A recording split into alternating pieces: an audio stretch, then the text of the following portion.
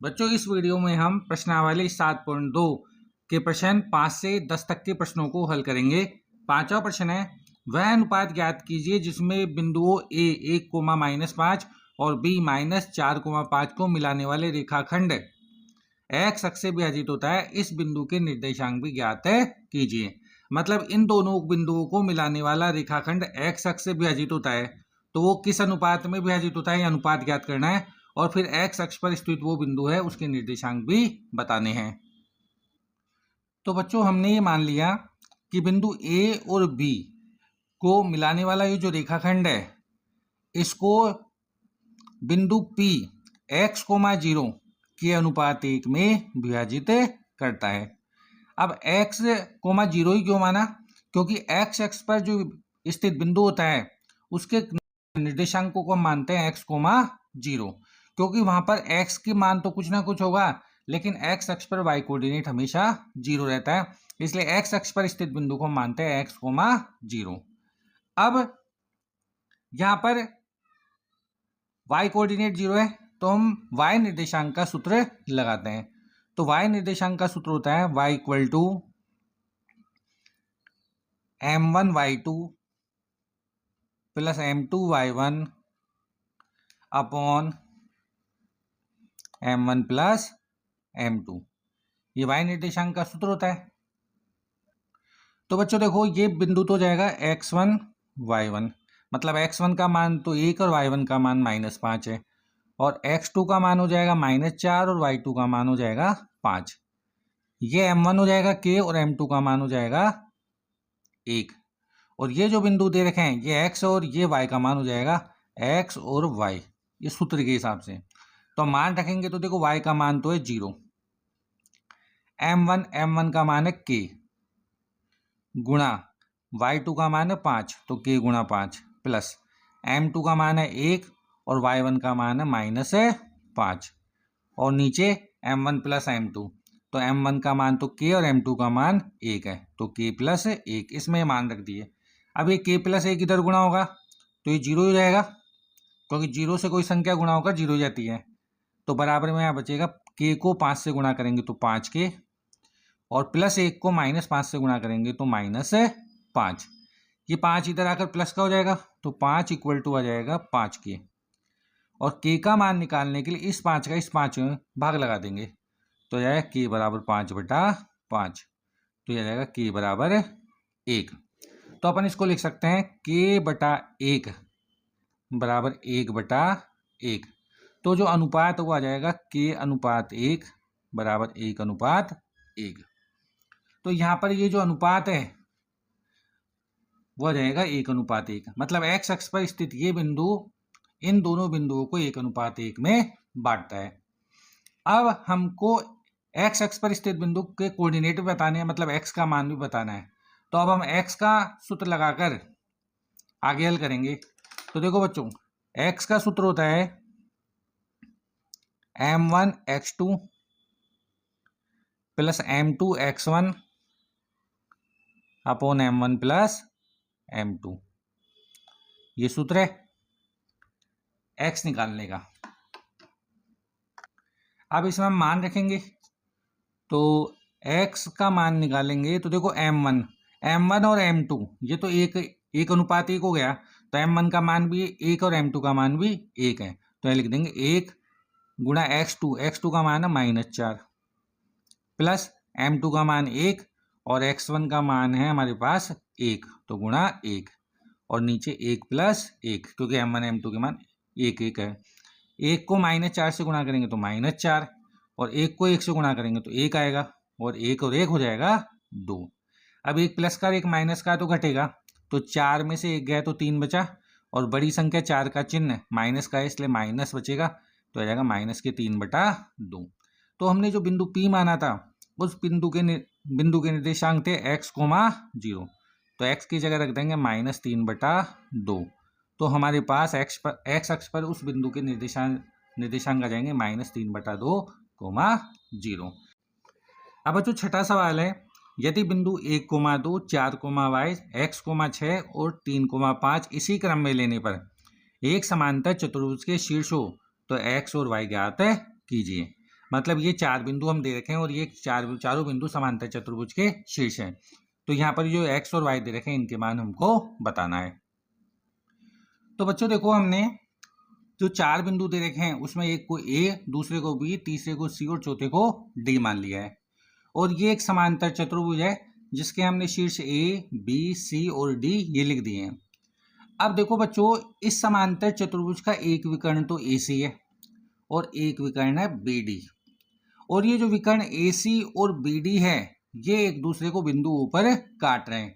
और ये किस तरीके से काटते हैं, अब इस बात को ध्यान से सुनेंगे कि समांतर चतुर्भुज के विकर्ण एक दूसरे को परस्पर समद्विभाजित करते हैं।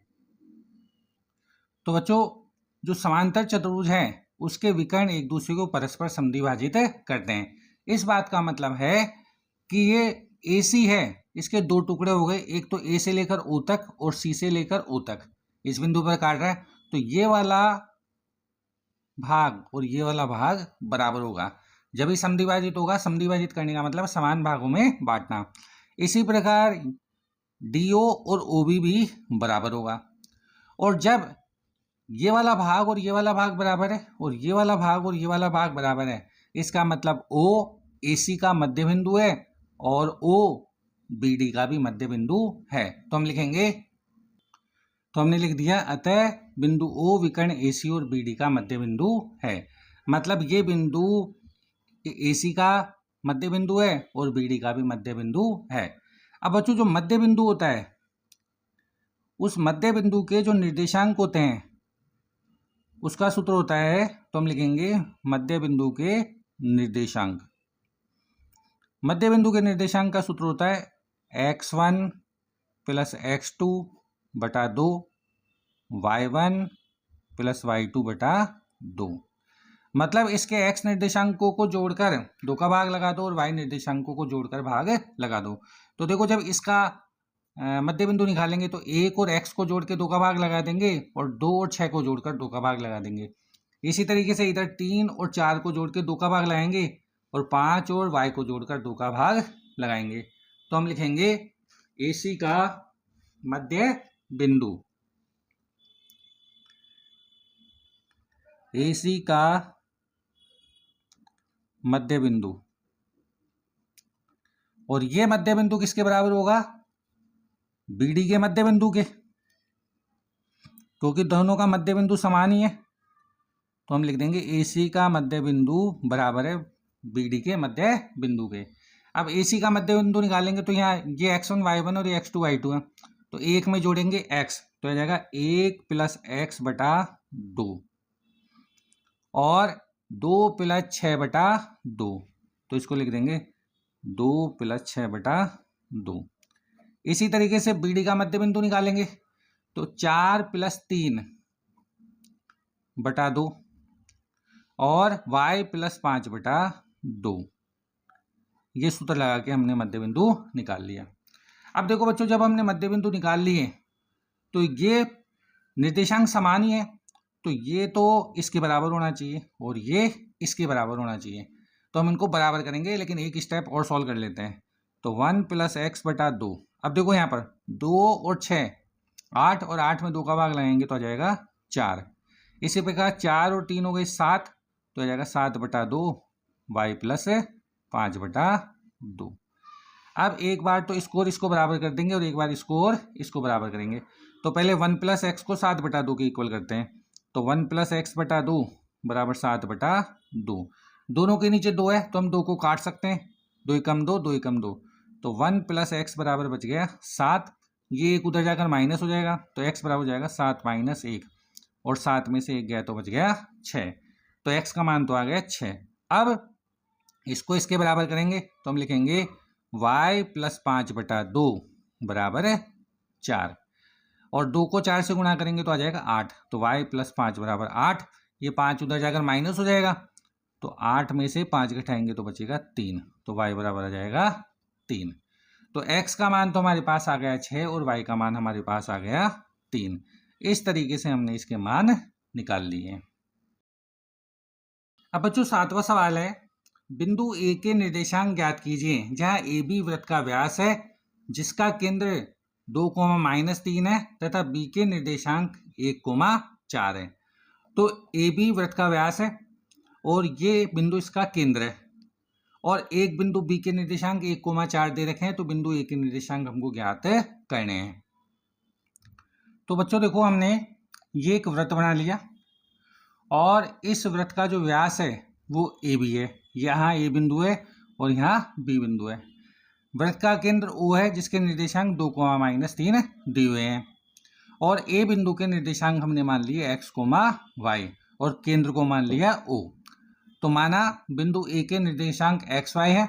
अब देखो बच्चों, ए बी वृत्त का व्यास है, तो यहाँ जब व्यास होता है तो जो केंद्र होगा, इस केंद्र से बी तक की दूरी और केंद्र से ए तक की दूरी बराबर होगी, क्योंकि ओ ए और ओ बी त्रिज्याएं हैं।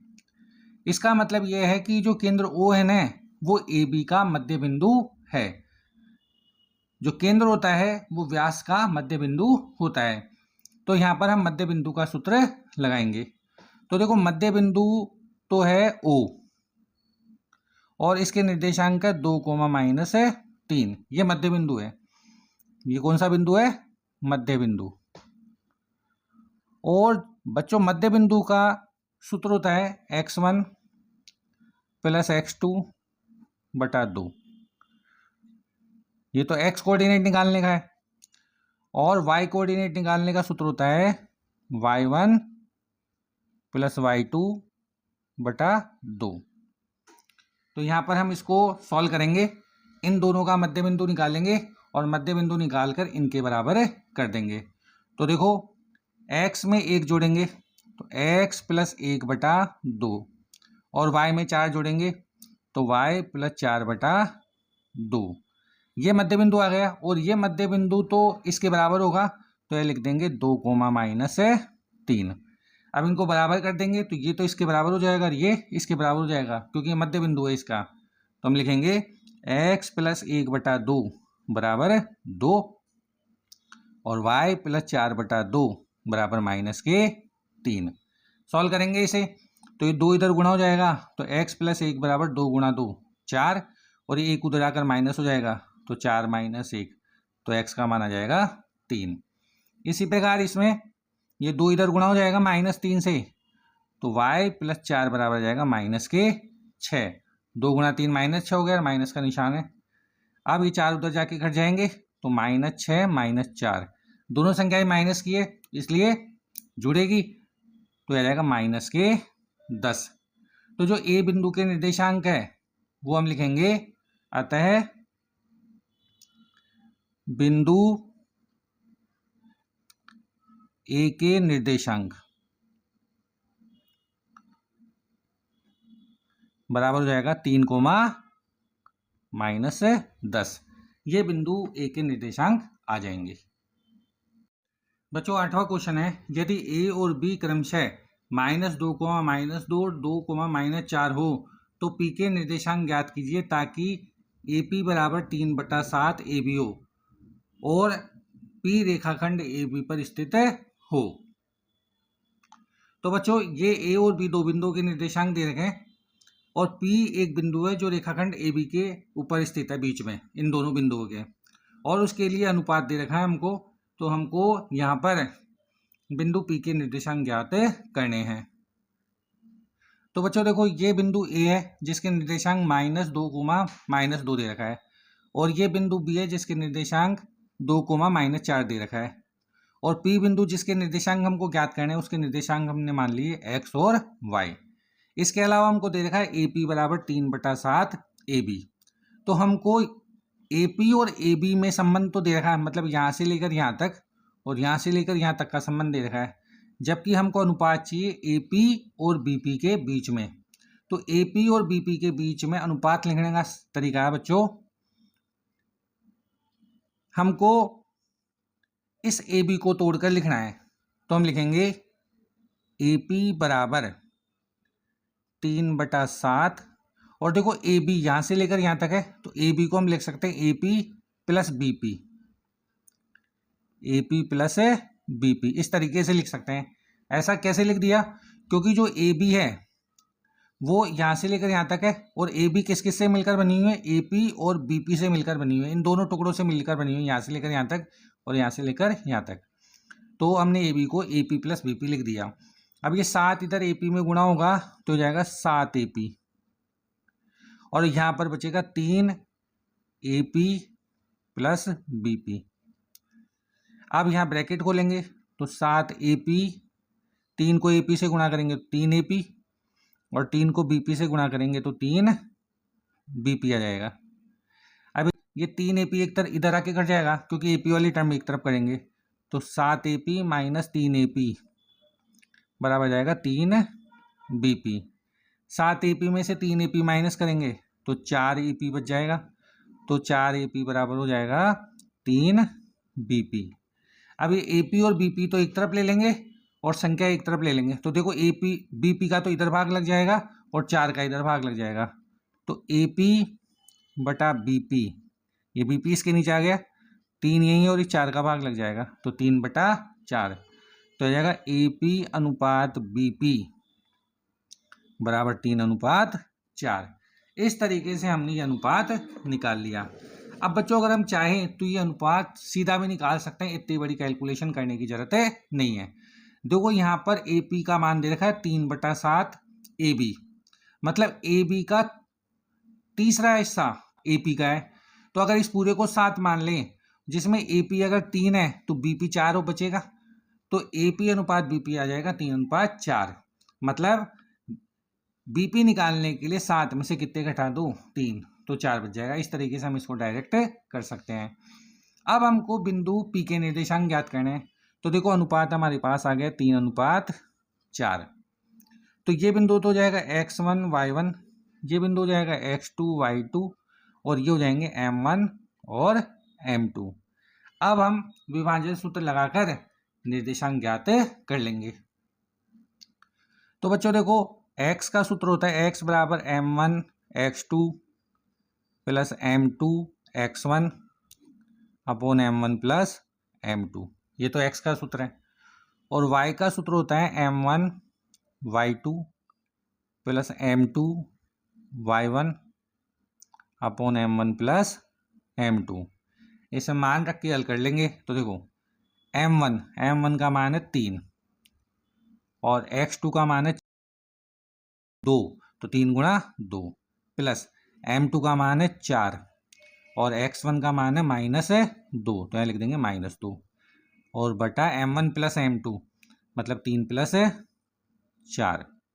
अब 3 को 2 से गुणा करेंगे तो 6 आ जाएगा, और 4 को माइनस के 2 से गुणा करेंगे तो माइनस के 8 आएंगे, और नीचे 3 + 4 हो जाएगा 7। अब 6 में से 8 घटाएंगे तो माइनस के 2 बचेंगे, तो माइनस के 2/7, ये तो आ जाएगा हमारे पास x। अब y कोऑर्डिनेट निकालेंगे तो बच्चों देखो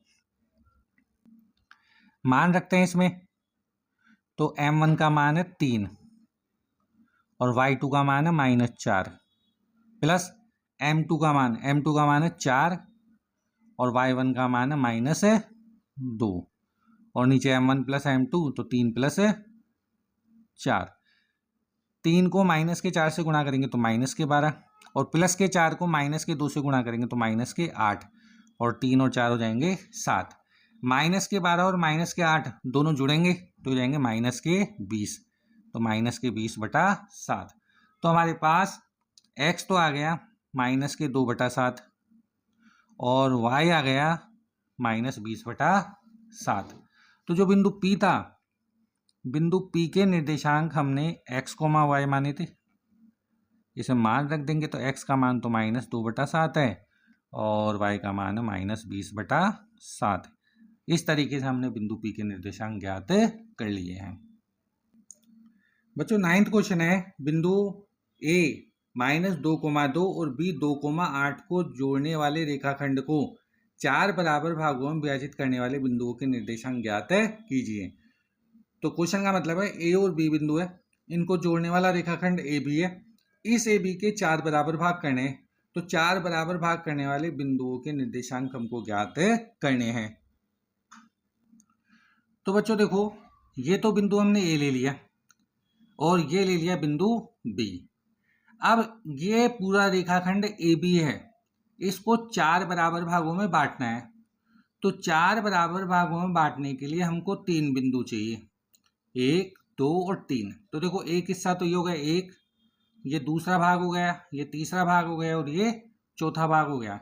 इस तरीके से 4 भागों में बांटने के लिए हमको 3 बिंदु चाहिए। उनमें से एक बिंदु को हमने P मान लिया, एक बिंदु को Q मान लिया और एक बिंदु को R मान लिया। अब इनके हमको निर्देशांक ज्ञात करने हैं। तो बच्चों सबसे पहले तो हमको ये अनुपात पता लगाना होगा कि P AB को किस अनुपात में विभाजित करता है, Q AB को किस अनुपात में विभाजित करता है और R AB को किस अनुपात में विभाजित करता है। तो सबसे पहले हम बात कर रहे हैं P बिंदु की। तो देखो बच्चों, P बिंदु के इस तरफ एक भाग है और इस तरफ 1, 2, 3 भाग है। तो जो P बिंदु के लिए हम अनुपात लिखेंगे वो लिखेंगे 1:3। कहने का मतलब है P बिंदु के इधर कितना भाग है और इधर कितने भाग है वो इसके अनुपात को बता देंगे। तो P बिंदु के इधर तो 1 भाग है और इधर 3 भाग है, तो 1:3 P के लिए अनुपात हो जाएगा। इसी प्रकार Q की बात करें तो Q के इस तरफ 2 है और इधर भी 2 है, तो दोनों तरफ 2 है, इसलिए 2:2। 2 एकम 2, 2 एकम 2, इसको सरल करके लिख देंगे तो 1:1 आ जाएगा। तो बिंदु Q के लिए हम अनुपात लेंगे 1:1। अब बिंदु R की बात करें तो बिंदु R के इस तरफ 1, 2, 3 भाग है और इस तरफ 1 भाग है, तो बिंदु R के लिए अनुपात हो जाएगा 3:1। ये x1 y1 हो जाएगा बिंदु, और ये बिंदु हो जाएगा x2 y2। ये तो बिंदु ले लेंगे और एक बार इस अनुपात को लेके P का मान निकालेंगे, फिर एक बार इस अनुपात को लेंगे Q का मान निकालेंगे और एक बार इस अनुपात को लेके R का मान निकालेंगे। तो सबसे पहले हम निकाल रहे हैं P बिंदु के निर्देशांक। तो हम लिखेंगे, तो देखो बच्चों, बिंदु P के लिए M1 का मान तो होगा 1 और M2 का मान होगा 3। ये x1 y1 है, ये x2 y2 है। अब x का सूत्र होता है m1 x2 plus m2 x1 upon m1 plus m2। ये तो x निर्देशांक निकालने का सूत्र होता है, और y निर्देशांक निकालने का सूत्र होता है m1 y2 plus m2 y1 upon m1 plus m2। इसे मान रखेंगे तो पहले x को सॉल्व कर लेते हैं। तो देखो बच्चों, x को सॉल्व करेंगे तो यहाँ पर m1 का मान तो 1 है और x2 का मान है 2, तो 1 गुणा 2, और m2 का मान 3 है और x1 का मान है -2, और बटा m1 प्लस m2, तो 1 प्लस 3। 1 को 2 से गुणा करेंगे तो 2 आ जाएगा, और 3 को माइनस के 2 से गुणा करेंगे तो माइनस के 6, और नीचे 1 प्लस 3 हो जाएगा 4। अब 2 में से 6 घटाएंगे तो बचेगा -4 और नीचे 4, और -4 में 4 का भाग लगाएंगे तो आ जाएगा -1। इसी तरीके से y कोऑर्डिनेट सॉल्व करेंगे तो देखो, यहाँ पर m1 का मान है 1 और y2 का मान है 8, तो 1 गुणा 8, फिर m2 का मान है 3 गुणा y1 का मान है 2, तो गुणा 2 बटा, ये देखो यहाँ पर y1 का मान है 2, और बटा m1 प्लस m2, तो 1 प्लस 3। 8 को 1 से गुणा करेंगे तो 8 आ जाएगा, और 3 को 2 से गुणा करेंगे तो 6 आ जाएगा, और नीचे 1 प्लस 3 4 हो गए। यहाँ पर इसको सॉल्व करें तो 8 और 6 14, और 14 बटा 2, 2 के पहाड़े से काट लेंगे, 2 7 14 और 2 दूनी 4, तो आ जाएगा 7 बटा 2। तो इस तरीके से जो बिंदु P है इसके निर्देशांक हमारे पास आ जाएंगे -1 और 7 बटा 2। ये पहला निर्देशांक हमने ज्ञात कर लिया। अब बच्चों Q बिंदु के निर्देशांक ज्ञात करेंगे तो देखो, ये बिंदु तो x1 y1 ही है और ये वाला बिंदु x2 y2 है। तो x1 का मान तो -2 जाएगा, y1 का मान 2 है और x2 का मान 2 और y2 का मान 8 है। और अब अनुपात बदल जाएगा, तो अनुपात m1 का मान हो जाएगा 1 और m2 का मान भी हो जाएगा 1। तो हम ये सारे मान यहाँ पर हमने लिख दिए। अब इसको हल करें तो वापस सूत्र में हम मान रख के हल करेंगे। तो देखो, x निर्देशांक निकालेंगे इसका, तो सूत्र वही m1 x2 plus m2 x1 upon m1 plus m2। मान रखो m1 का मान 1 है और x2 का मान है 2, फिर m2 का मान 1 और x1 का मान है -2 और बटा m1 प्लस m2 मतलब 1 प्लस 1। 1 को 2 से गुणा करेंगे तो 2 आएगा और 1 को -2 से गुणा करेंगे तो -2 और नीचे 1 प्लस 1 हो जाएगा 2। अब 2 में से 2 घटाएंगे तो 0 आ जाएगा और 0 में 2 का भाग लगाया तो 0 ही आ जाएगा। ये तो हो गया x कोऑर्डिनेट। अब y कोऑर्डिनेट निकालें तो y का सूत्र होता है m1 y2 plus m2 y1 upon m1 plus m2। मान रख दो इसमें m1 का मान तो 1 है और y2 का मान 8 है, फिर m2 का मान 1 और y1 का मान है 2, तो 1 गुणा 2 और नीचे m1 प्लस m2 मतलब 1 प्लस 1। 1 को 8 से गुणा करेंगे तो 8 और 1 को 2 से गुणा करेंगे तो 2 और नीचे 1 और 1 हो जाएगा 2।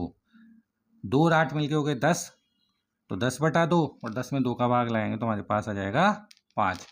तो हमारे पास बिंदु Q के निर्देशांक आ गए। तो हम लिखेंगे Q के निर्देशांक हमारे पास हो गए 0 और 5। अब बच्चों बिंदु R के निर्देशांक निकालेंगे।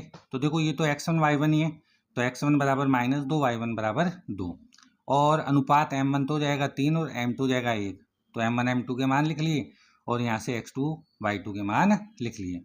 अब हम निर्देशांक ज्ञात करेंगे तो x का सूत्र वही m1 x2 plus m2 x1 upon m1 plus m2।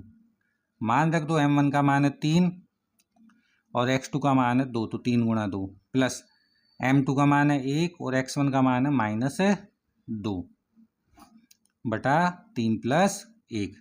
3 को 2 से गुणा करेंगे तो 6 और 1 को -2 से गुणा करेंगे तो -2 और नीचे 3 प्लस 1 हो जाएगा 4। अब 6 में से 2 माइनस करेंगे तो 4 आएगा, तो 4 बटा 4 और 4 में 4 का भाग लगाएंगे तो 1 आ जाएगा। अब y कोऑर्डिनेट निकालेंगे तो y का सूत्र है m1 y2 plus m2 y1 upon m1 plus m2। मान रखो तो m1 का मान तो है 3 और y2 का मान है 8, तो 3 गुणा 8 प्लस m2 का मान है 1 और y1 का मान है 2, तो 1 गुणा 2 और नीचे m1 प्लस m2 मतलब 3 प्लस 1। अब गुणा करेंगे तो 3 को 8 से गुणा करेंगे तो 3 8 है 24 और 1 को 2 से गुणा करेंगे तो 2 और नीचे 3 प्लस 1 4। 24 में 2 जोड़ेंगे तो 26, तो आ जाएगा 26 बटा 4 और अब इसको 2 के फाड़े से काट लेंगे तो 2 एकम 2 2 3 6 और 2 दूनी 4, तो आ जाएगा 13 बटा 2। तो जो बिंदु R के निर्देशांक है वो हमारे पास आ गए 1 और 13 बटा 2। इस तरीके से हमने बिंदु A और B को विभाजित करने वाले 3 समान भागों में P, Q और R के निर्देशांक हमने ज्ञात कर लिए हैं। 10वां क्वेश्चन है, एक समचतुर्भुज का क्षेत्रफल ज्ञात कीजिए जिसके शीर्ष इसी क्रम में 3, 0, 4, 5, -1, 4 और -2, -1 है और यहाँ पर संकेत दे रखा है समचतुर्भुज का क्षेत्रफल बराबर 1/2 गुणा उसके विकर्णों का गुणनफल। तो हमको यहाँ समचतुर्भुज के 4 शीर्ष दे रखे हैं और इसका क्षेत्रफल ज्ञात करना है। तो बच्चों देखो हमको ये जो 4 शीर्ष दिए हुए हैं इनको हमने A, B, C और D मान लिया और ये एक समचतुर्भुज बना लिया जिसके A, B, C और D ये चारों शीर्ष हमने लिख लिए। अब समचतुर्भुज का मतलब होता है जिसकी चारों भुजाएं बराबर हो, तो ये चारों भुजाएं बराबर है लेकिन इसके विकर्ण बराबर नहीं होते हैं, ऐसी आकृति को हम कहते हैं समचतुर्भुज। तो बच्चों समचतुर्भुज का जो क्षेत्रफल होता है उसका सूत्र होता है 1/2 गुणा विकर्णों का गुणनफल। मतलब हमको एक तो AC विकर्ण की लंबाई निकालनी है और एक BD विकर्ण की लंबाई निकालनी है, फिर उसके बाद में हम आगे इसका क्षेत्रफल ज्ञात करेंगे। तो देखो बच्चों दूरी का जो सूत्र है ना हमने प्रश्नावली 7.1 में पढ़ा है, उसका सूत्र होता है x2 - x1 का whole square plus y2 - y1 का होल स्क्वायर। ये दो बिंदुओं के बीच में दूरी निकालने का सूत्र होता है। तो बच्चों देखो पहले हम AC विकर्ण की लंबाई निकालेंगे, तो हम लिखेंगे AC बराबर √, अब इसमें ये x1 y1 मान लेते हैं और ये x2 y2 मान लेते हैं। तो 3 में से -1 घटाएंगे, तो 3 में से जब -1 को घटाएंगे तो इस माइनस सूत्र के माइनस के कारण माइनस माइनस हो जाएगा प्लस, तो 3 + 1 का होल स्क्वायर। और 0 में से घटाएंगे 4, तो 0 - 4 का होल स्क्वायर। इसको सॉल्व करें तो 3 में 1 जोड़ेंगे तो 4, तो आ जाएगा 4 का स्क्वायर। और 0 में से 4 घटाएंगे तो माइनस के 4 बचेंगे, तो माइनस के 4 का स्क्वायर। अब बच्चों स्क्वायर करने का मतलब होता है उस संख्या को उसी से गुणा कर दो, तो 4 को 4 से गुणा करेंगे तो 16 आ जाएगा 4 का स्क्वायर। और -4 को -4 से गुणा करेंगे तो माइनस माइनस प्लस हो जाएगा, और 4 × 4 हो जाएगा 16। 16 में 16 जोड़ेंगे तो आ जाएगा 32। और बच्चों 32 को हम लिख सकते हैं 16 × 2, और 16 का वर्गमूल होता है 4, तो इसको लिख देंगे 4√2। इसको समझ लेंगे 16 × 2 लिख दिया 32 को, और 16 का वर्गमूल कितना होता है 4, तो 16 का वर्गमूल 4 तो बाहर आ गया, ये 2 अंडर रूट के अंदर ही रह गया। अब बच्चों हम निकालेंगे विकर्ण BD की लंबाई, तो लिखेंगे BD बराबर अंडर रूट, ये B के निर्देशांक है, D के निर्देशांक है, तो इसको x1 y1 और इसको x2 y2 मान लेंगे। अब देखो D के दोनों निर्देशांक नेगेटिव है, तो जब इनको घटाएंगे तो ये प्लस हो जाएंगे क्योंकि सूत्र में माइनस का निशान है। तो लिखेंगे 4 में से -2 घटाएंगे, तो 4 में से -2 घटाएंगे तो माइनस माइनस प्लस हो जाएगा, तो 4 + 2 का होल स्क्वायर।